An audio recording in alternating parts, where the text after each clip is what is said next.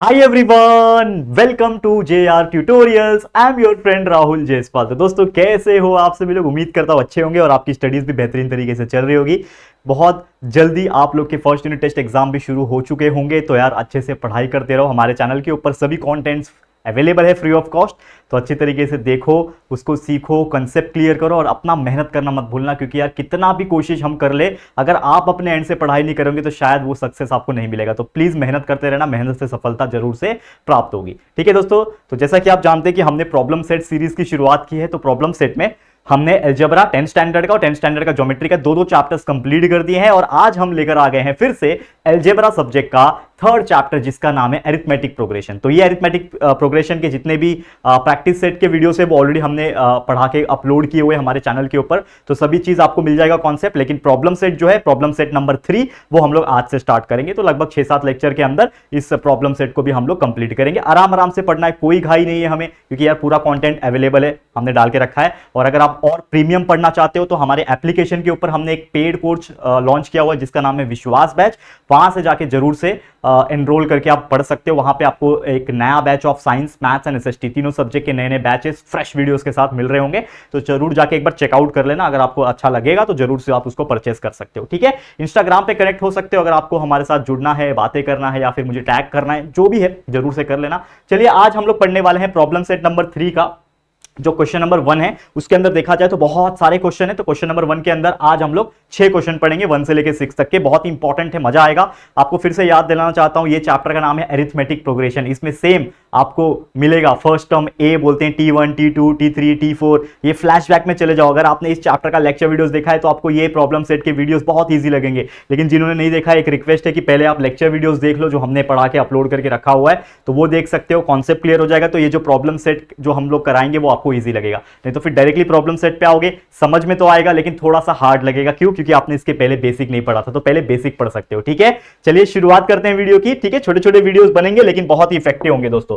तो सबसे पहले हमारा जो क्वेश्चन हमें पूछतेगा, जैसे कि आप जानते हो कि जो अलजेब्रा का पेपर होता है, फिर ज्योमेट्री का पेपर होता है, according to board point of view अगर देखा जाए तो क्वेश्चन नंबर 1A जो होता है वो 4 मार्क्स का क्वेश्चन आता है। वो भी एमसीक्यू क्वेश्चन ही आता है, यानी उसमें एक क्वेश्चन पूछा रहेगा और 4 ऑप्शंस आपको दिए रहेंगे। वो चारों ऑप्शंस में से सही जवाब चूज करना है। लेकिन यार सही जवाब चूज करेंगे ऐसे ब्लाइंडली तो चूज नहीं करेंगे, हम लोग उसको सॉल्व करेंगे बाकायदा। लेकिन वो सॉल्व करने का मार्क्स नहीं मिलेगा, हम लोग को सही आंसर ही, वो 4 ऑप्शन में से सही आंसर चूज करने का ही मार्क्स मिलेगा। लेकिन आपको एक बात याद रखना है, जब तक आप खुद से उसको सॉल्व ना कर पाओ तब तक आप डिसाइड कर पाओगे क्या कि कौन सा ऑप्शन सही है। तुक्का थोड़ी मारना है कि अक्कड़ बक्कड़ बम्बे बो, चलो यार ये ऑप्शन आया टिक कर दो, ऐसा तो होता नहीं है। या फिर पीछे वाले को पूछ के, ए यार इसका ऑप्शन क्या है बता, इसका आंसर क्या बता, बोलेगा ऑप्शन नंबर 3 टिक कर दे, आप टिक करके आ जाओगे। क्या पता उसने रॉन्ग बताया हो आपको, उसको खुद को नहीं आता होगा, ऐसा भी हो सकता है। तो अपने आप पे भरोसा रखो, because if you know the concept आप इजीली उसको सॉल्व कर सकते हो।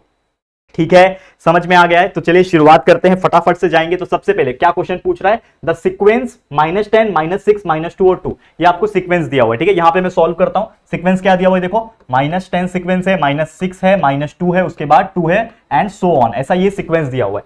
हमको पूछा है कि ये सीक्वेंस जो है इज डैश, क्या वो सीक्वेंस एपी है जिसका d -16 है, क्या वो सीक्वेंस एपी में है जिसका d4 है, एपी में है d -4 है, या फिर एपी ही नहीं है। तो हम कैसे पता करते हैं कोई भी दिया हुआ सीरीज जो होता है या फिर सीक्वेंस जो होता है वो प्रॉपर तरीके से अरिथमेटिक प्रोग्रेशन है या नहीं है? कैसे पता करते हैं? जब उसका कॉमन डिफरेंस सभी के लिए सेम आता है। तो सबसे पहले यहां पे अगर मैं बात करूं तो मुझे पता है कि यहां पे पहला टर्म क्या है, t1 = -10। ठीक है, उसके बाद हम लोग बोल सकते हैं t2 = -6, t3 कितना है -2 एंड t4 जो है वो 2 है। यहां पे चारों लिख दिया हमने। अब मेरे को अगर t2 - t1 निकालना है तो मैं क्या करूंगा, t2 - t1 कैसे लिखूंगा, दैट इज -6 t2 है, माइनस ऑफ t1 कितना है -10, तो -6 + 10 यानी कि ये हो जाएगा 4। ठीक है, ये हो जाएगा 4। उसके बाद अगेन मैं t3 - t2 अगर कर दूं तो t3 कितना है मेरे पास, देखो t3 है -2, फिर माइनस होगा और t2 कितना है -6, तो ये हो जाएगा माइनस माइनस प्लस। ठीक है, दैट इज 6, ये हो जाएगा पॉजिटिव 6, 6 - 2 इज नथिंग बट 4, तो ये भी 4 आ रहा है। फिर अगेन मैं अगर t4 - t3 कर दूं अगर, तो देखो क्या हो जाएगा, t4 कितना है 2, बीच में माइनस, और t3 कितना है -2। ठीक है, तो 2 - -2 मतलब 2 + 2 = 4। मतलब आपने देखा कि अगर मैंने t2 - t1 किया, चाहे t3 - t2 किया, चाहे t4 - t3 किया, सभी का जो कॉमन डिफरेंस आ रहा है वो d आ रहा है। तो हम लोग क्या बोल सकते हैं, देयरफॉर ये जो सीरीज है वो सीक्वेंस में है, क्योंकि सभी के कॉमन डिफरेंस सेम आ रहे हैं। तो हम लोग क्या बोल सकते हैं कि ये जो सीरीज है दिस इज एंड एपी, ये अरिथमेटिक प्रोग्रेशन होगा। एंड उसका जो कॉमन डिफरेंस आया जिसको हम लोग स्मॉल लेटर डी से डिनोट करते हैं वो क्या आया, 4 आया। तो चलो ऑप्शन चेक करो कि कौन सा ऐसा ऑप्शन है जिसमें ये चीज अवेलेबल है। देखो यहां पे हमने इसको सॉल्व किया ना, यहां पे आप ऐसा पार्टीशन कर सकते हो, ये आपका रफ वर्क है, ये आपको एग्जाम में करके दिखाना नहीं है, लेकिन आपको करना है सो दैट आपका करेक्ट आंसर आए। मार्क्स तो आपको सही ऑप्शन चूज करने का और उस आंसर को लिखने का ही मिलेगा आपके एग्जाम में। क्वेश्चन नंबर 1 में आया तो क्वेश्चन ये एमसीक्यू टाइप वाले, ऑब्जेक्टिव वाले, तो ये क्या है, ऑप्शन क्या है, एपी में है और डी का वैल्यू 4 रहेगा। तो एपी में है और डी का वैल्यू 4 की तरह, देखो डी का वैल्यू ये 4 है और एपी में, मतलब option number B is the correct answer. Option number जो बी है वो मेरा करेक्ट आंसर है, यानी कि जो सीक्वेंस है -10, -6, -2 और 2, ये क्या है, ये एक अरिथमेटिक प्रोग्रेशन है जिसका कॉमन डिफरेंस 4 आ रहा है। तो इसके लिए हमने ऑप्शन नंबर बी को चूज कर दिया, this is the correct answer. समझ में आ गया, कितना इजी क्वेश्चन था। चलो नेक्स्ट क्वेश्चन पे बढ़ते हैं। क्वेश्चन क्या पूछा है, first 4 terms of A AP. एक एपी दिया हुआ है, उसका पहला जो 4 टर्म है वो डैश है, मतलब वो हमको फाइंड आउट करना है, ये चारों में से कोई तो हो सकता है उसका सही जवाब। लेकिन कंडीशन दिया है कि ए का वैल्यू 2 है, मतलब फर्स्ट टर्म ए है, फर्स्ट टर्म को ए बोलते हैं, तो ए का वैल्यू -2 है और कॉमन डिफरेंस दे रखा है -2। तो चलो इसको मैं यहां पे सॉल्व करता हूं। देखो अभी इसको मैं सॉल्व करता हूं, कैसे सॉल्व करूंगा, मुझे पता है कॉमन टर्म, फर्स्ट टर्म माफ करना, फर्स्ट टर्म को ए बोलते हैं, ए का वैल्यू हमें दे रखा है -2 और कॉमन डिफरेंस उन्होंने दे रखा है -2। ठीक है, हम लोग को क्या निकालना है, फर्स्ट 4 टर्म। तो पहला टर्म तो दिया हुआ है, तो सेकंड टर्म क्या होगा, T2 होगा, थर्ड टर्म क्या होगा, T3 होगा, फोर्थ टर्म क्या होगा, T4 होगा। मतलब मुझे T2, T3, T4 का वैल्यू निकालना है, जिसके हिसाब से T1, T2, T3, T4 ये 4 टर्म मिल जाएंगे। तो हम लोग उसमें से देख सकते हैं कि कौन सा मेरा सही आंसर है। तो T1 मुझे पता है जिसका वैल्यू है -2। ठीक है, तो T2 कैसे निकालते हैं, अगर आपको याद होगा तो T2 is nothing but T1 plus D। जैसे हमारा D का फॉर्मूला क्या होता है, T2 - T1, वैसे ही उसके नेक्स्ट टर्म, मतलब कोई भी एक गिवन टर्म है उसका अगला टर्म अगर आपको निकालना है, मतलब मैं T1 हूं तो मुझे T2 का वैल्यू निकालना है, तो मुझे बस कॉमन डिफरेंस से प्लस करना है और कुछ नहीं। तो T1 प्लस D कर दिया। T3 कैसे निकलेगा, T3 के पहले क्या आता है, T2 प्लस D कर दो, आ गया आपका आंसर। ठीक है, T4 के पहले क्या आता है, T3, तो प्लस D कर दो, आ गया आपका आंसर। मतलब इसका आंसर हम लोग इतना आसानी से निकाल सकते हैं। तो T1 कितना है, -2, D कितना है, -2, तो -2 कितना हो जाएगा, -4, यह आ गया आपका सेकंड टर्म। फिर उसके बाद T3, T2 plus D, T2 कितना है, T2 अभी निकाला आपने, देखो ये T2 निकला ना आपका -4, तो T2 आपका -4 है, फिर प्लस D करना है, D का वैल्यू कितना है, -2, तो D हो गया plus, that is -4 - 2 is nothing but -6।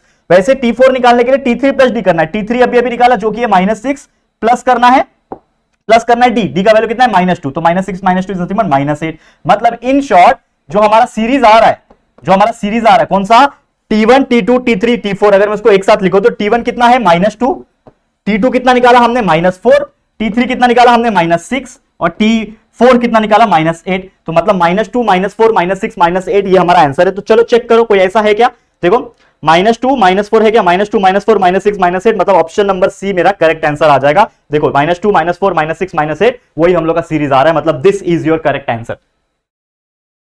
Clear. तो ऐसे क्वेश्चंस क्वेश्चन नंबर 1A में जरूर से पूछ सकते हैं, जिसमें आपको करेक्ट ऑप्शन को चूज करना होगा। डेफिनेटली बहुत इजी टाइप के एग्जांपल्स होते हैं और आप आराम से कर पाओगे, जैसा कि हम आपको करा पा रहे हैं। करेक्ट है, क्लियर है। आगे बढ़ जाते हैं अगले क्वेश्चन की तरफ। नेक्स्ट क्वेश्चन देखते हैं क्या बोल रहा है। नेक्स्ट क्वेश्चन है, what is the sum of first 30 natural number. मतलब पहले 30 नेचुरल नंबर का सम क्या आएगा, प्लस क्या आएगा। तो आपको याद होगा कि हमने इस चैप्टर में 2 फॉर्मूला पढ़ा था, एक तो Tn वाला, Tn is equal to a plus n minus 1 into d, और दूसरा सम वाला Sn is equal to n/2 2a plus n minus 1 into d. तो हम लोग कौन सा लगाएंगे, Sn वाला, यानी सम वाला फॉर्मूला। तो अगर मुझे इसको सॉल्व करना है, मान लो इसको मुझे सॉल्व करना है, तो देखो यहां पे मेरे पास क्या दिया हुआ है, सम ऑफ फर्स्ट 30 नेचुरल नंबर। मतलब फर्स्ट 30 नेचुरल नंबर कौन होगा, नेचुरल नंबर चालू होता है 1 से, तो 1 होगा, 2 होगा, 3 होगा, 4 होगा, 5 होगा, और ऐसे करते करते कहां तक जाऊंगा, 30 तक जाऊंगा, क्योंकि फर्स्ट 30 नेचुरल नंबर तक मुझे वैल्यू जो है वो निकालना है। करेक्ट है, समझ में आ रहा है कि नहीं दोस्तों, बहुत इंजी क्वेश्चन है।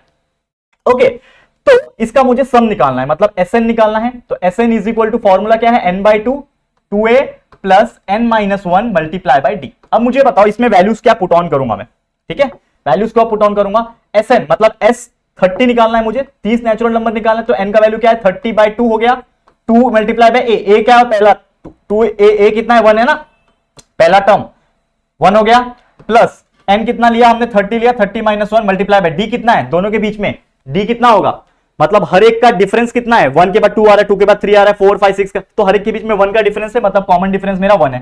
सॉल्व कर लो इसको, आंसर आ जाएगा 30/2 मतलब 15, ये हो गया 2 plus 30 minus 1 is 29, 29 multiply by 1 is 29 हो जाएगा, बराबर 29, हाँ 29। तो ये हो गया, आंसर क्या आएगा, 15 मल्टीप्लाई बाय ये 2 प्लस 29 इज 31, तो 31 मल्टीप्लाई बाय 15 कर दो, आंसर आ जाएगा। चलो साइड में करके देखता हूं, 31 मल्टीप्लाई बाय 15 कर लो, 5 1 जा 5 5 3 जा 15, 0 कैरी, 1 1 जा 1 1 3 जा 3, 5 6 465 आंसर है। चलो ऑप्शन में है क्या 465? बिल्कुल है, देखो करेक्ट आ रहा है हमारा, तो ऑप्शन नंबर बी मेरा क्या हो जाएगा करेक्ट आंसर। क्या आ रहा है 465 आ रहा है कि नहीं आ रहा है? 465 आ रहा है, मतलब मेरा जो S30 जो आ रहा है, मतलब sum of the 30 natural number is 465 is coming. तो हम लोग क्या बोल सकते हैं कि हमारा ऑप्शन नंबर बी जो है करेक्ट आंसर है 465। इजी है, क्लियर। तो ऐसे एग्जांपल भी आते हैं, देखो ये था तो बड़ा एसएन वाला, ऐसे क्वेश्चन 2 या 3 मार्क्स के लिए पूछे जाते हैं, सोचो सम ऑफ द नेचुरल नंबर निकालने के लिए, लेकिन आपको किस में दे दिया? एमसीक्यूज में। तो ऐसे क्वेश्चन भी दिए जाएंगे, पूछे जाएंगे, तो यार कंफ्यूज नहीं होना है, घबराना नहीं है, बस आपके कंसेप्ट पे यकीन रखना है, साइड में सॉल्व करना है और करेक्ट आंसर को चूज करना है, सही जवाब आ जाएगा बिंदास। ठीक है, क्लियर है। चलो नेक्स्ट क्वेश्चन पे चलते हैं। अगला क्वेश्चन देखो क्या बोल रहा है, फॉर ए गिवन एपी, मतलब अरिथमेटिक प्रोग्रेशन दिया हुआ है, ठीक है। फाइंड द वैल्यू ऑफ ए का मतलब फर्स्ट टर्म, ए वैल्यू निकालना है, T7 दिया हुआ है 4। पहले मैं क्या करता हूं, एक पार्टीशन कर देता हूं सॉल्व करने के लिए, ठीक है। देखो अभी क्या बोल रहा है, T7 का वैल्यू 4 है, डी का वैल्यू -4 दिया है, मुझे ए का वैल्यू निकालना है। अब मुझे एक चीज बोल रहा है कि T7 इज इक्वल टू 4, ठीक है। तो कहीं ना कहीं मेरे को एक फॉर्मूला पता है, Tn is equal to a plus n minus 1 multiply by d, एक फॉर्मूला पता है जिसमें मुझे T7 दिया हुआ है। T7 मतलब n के जगह पे मैं 7 लिख सकता हूं, मतलब T7 इज इक्वल टू ए का वैल्यू मुझे पता नहीं है, तो ए वैसी का वैसी रहेगा, प्लस एन का वैल्यू क्या लिखा हमने, एन के जगह पे 7 लिखा ना, ये 7 लिखा हुआ है, तो एन के जगह पे 7 -1, ठीक है, मल्टीप्लाई बाय डी का वैल्यू दे रखा है -4, मल्टीप्लाई बाय -4 हो गया। क्या ये मल्टीप्लाई है ना, डी मल्टीप्लाई में है, ये -4 क्या हो रहा है, मल्टीप्लाई हो रहा है इससे, ठीक है। T7 का वैल्यू मुझे पता है 4 दिया हुआ है, तो इस पूरे T7 की जगह पे 4 लिखूंगा, is equal to a plus 7 - 1 मतलब 6, और 6 मल्टीप्लाई बाय -4 इज -24। तो यहां पे हम लोग क्या लिखेंगे डायरेक्टली -24, ठीक है। अब ये 4 सॉरी -24 4 के पास भेजूंगा, तो ये -24 आके प्लस हो जाएगा 4 के साथ, तो क्या बन जाएगा 4 + 24 इज 28 इज इक्वल टू ए। तो ए का वैल्यू कितना आ गया 28, मतलब फर्स्ट टर्म का वैल्यू क्या आएगा 28। तो ऑप्शन में है क्या, देखो चारों में से 28 दिख रहा है क्या कहीं पे, 28 दिख रहा है, तो आ गया option answer number D. Option number D is the correct answer. आ गया आंसर टी डी, माफ करना क्या बोलते हैं, ऑप्शन नंबर डी इज 28। तो बोलो क्या इसमें हार्ड था, आपको बस अपना कंसेप्ट लगाना था। क्या बोला था, ये T7 दे रखा है, मतलब Tn का फॉर्मूला बिंदास लगा सकते हैं, लगा दिया, इसमें जो वैल्यूज नहीं थे वो डाले और निकाले, 28 आ गया आंसर, खत्म कहानी है कि नहीं दोस्तों। क्लियर, इजी था एग्जांपल। तो यार ऐसे ही एग्जांपल्स हो सकेंगे आपके एग्जाम्स में आए, जो कि आप बिंदास सॉल्व कर सकते हो। लोग बस डराते हैं यार मैथ्स के नाम पे, ठीक है। बहुत सारे लोग मिलेंगे, आपके दोस्त मिलेंगे, बोलेंगे यार हार्ड है नहीं कर पाएगा, लेकिन आप लोग के अंदर खुद के अंदर भरोसा रखो, डेफिनेटली उस चीज का परिणाम आपको मिलेगा, ठीक है। चलो आगे बढ़ जाते हैं, अगले क्वेश्चन पे चलते हैं हम लोग। नेक्स्ट क्वेश्चन क्या है हमारा, नेक्स्ट क्वेश्चन है find the value of Tn for n AP. Tn का वैल्यू निकालना है for n AP, find value of Tn for n AP. A का वैल्यू 3.5 है, डी 0 है, एन 101 है। तो चलो इसको हम लोग देखते हैं क्या कर सकते हैं। ये थोड़ा सा अलग टाइप का दिख रहा है, लेकिन फिर भी हम लोग सॉल्व कर पाएंगे। हम लोग को क्या दे रखा है, एन का वैल्यू दे रखा है, Tn निकालना है। Tn निकालना है, तो चलो Tn का फॉर्मूला है हमारे पास, जो कि है Tn is equal to a plus n minus 1 multiply by d, this is the formula, we know that. Tn पता नहीं है मुझे, तो उसको एज इट इज रखूंगा, लेकिन n का वैल्यू दिया हुआ है ना, n का वैल्यू तो दे रखा है, n के जगह पे मैं लिख सकता हूं 101, n के जगह पे 101 लिखा, इज इक्वल टू a का वैल्यू पता है क्या कहीं पे, देखो 3.5 दिया हुआ है, ठीक है, प्लस n माइनस 1 मतलब 101, n का वैल्यू है -1 मल्टीप्लाई बाय d का वैल्यू है 0, ठीक है। अब इसको सॉल्व कर लेंगे, तो T101 इज इक्वल टू ये 3.5 है प्लस 101 - 1 इज 100, और 100 मल्टीप्लाई बाय 0 इज 0, ठीक है। तो यानी कि T101 का जो वैल्यू आएगा 3.5 प्लस 0 इज नथिंग बट 3.5 ही आएगा। तो चलो कोई ऑप्शन में चेक करते हैं कि 3.5 आया हुआ है क्या। तो ऑप्शन नंबर ए 0 है, ये बी 3.5 है, मतलब ये मेरा आंसर हो जाएगा ऑप्शन नंबर बी। कितना इजी क्वेश्चन था, देखो क्या किया, टी से Tn डायरेक्टली पूछा होता, Tn निकाल दिया हमने, जो कि T101 है। Tn ये 101 क्या है, नथिंग बट Tn है ना, तो Tn का वैल्यू आ गया ना 3.5। कितना आसान था निकालना, था कि नहीं आसान, मुझे कमेंट करके बताओ यार। बहुत इजी होते हैं ऐसे क्वेश्चंस, बस यार हम डरते हैं यार, पता नहीं क्यों, हमको लगता है कि नहीं कर पाएंगे। हमको सब कुछ पता होता है, हम बस एग्जाम के टाइम थोड़ा सा ना एंजाइटी और थोड़ा सा प्रेशर नर्वसनेस में आ जाते हैं, इसके लिए हम लोग सोचते हैं कि हमसे नहीं हो पाएगा, लेकिन हो पाता है यार। चीजें सिंपल ही होती है, बस उस पर मेहनत करने की बारी होती है। तो मेहनत करते रहो, आता रहेगा अच्छी चीजें, ठीक है। अभी तो 10th है ना, अभी तो 10th के बाद अगले साल बोर्ड एग्जाम दोगे, 10th पास करोगे, 11th में जाओगे, 12th में जाओगे, और ऐसे बहुत सारी चीजें हैं दुनिया में करने के लिए, समझ में आ रहा है। तो बहुत सारी चीजें करनी है, ठीक है। तो अभी से ही हार नहीं मानना है, ओके। चलो एक आखिरी क्वेश्चन ले लेता हूं आज के लिए, फिर खत्म करेंगे आज का लेक्चर। छोटा छोटा वीडियो बना रहा हूं ताकि यार आप लोग भी कम समय में अच्छे से पढ़ाई कर सको और धीरे धीरे अपने बाकी सब्जेक्ट्स पे भी फोकस कर सको, ठीक है। चलो एक क्वेश्चन और देख लेते हैं लास्ट आज के लिए, फिर बाकी का क्वेश्चन हम लोग अगले लेक्चर में देखेंगे, अगले दिन, ठीक है। देखो क्या बोल रहा है, first 2 terms of APR -3 and 4। First 2 term दिया होगा, मतलब एक T1 होगा पहला टर्म -3, और दूसरा टर्म T2 होगा जो कि होगा 4। ये 2 टर्म दे दिया मैंने, फर्स्ट 2 टर्म, ठीक है। फाइंड द 21st टर्म, मतलब हमको क्या निकालना है, Tn निकालना है।